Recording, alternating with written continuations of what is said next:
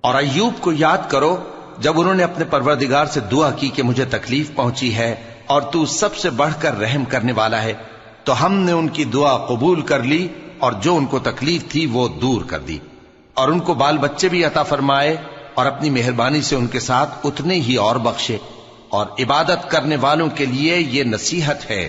اور اسماعیل اور ادریس اور ذوالکفل کو بھی یاد کرو، یہ سب صبر کرنے والے تھے اور ہم نے ان کو اپنی رحمت میں داخل کیا، بلا شبہ وہ نیکوکار تھے۔ اور مچھلی والے پیغمبر یعنی یونس کو یاد کرو جب وہ اپنی قوم سے ناراض ہو کر غصے کی حالت میں چل دیے اور خیال کیا کہ ہم ان پر گرفت نہیں کریں گے، مگر پھر اندھیروں میں اللہ کو پکارنے لگے کہ تیرے سوا کوئی معبود نہیں، تو پاک ہے اور بے شک میں قصوروار ہوں۔ تو ہم نے ان کی دعا قبول کر لی اور ان کو غم سے نجات بخشی، اور ایمان والوں کو ہم اسی طرح نجات دیا کرتے ہیں۔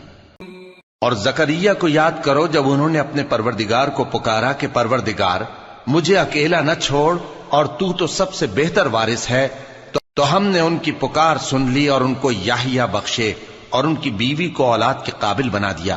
یہ لوگ لپک لپک کر نیکیاں کرتے اور ہمیں امید اور خوف سے پکارتے اور ہمارے آگے عاجزی کیا کرتے تھے۔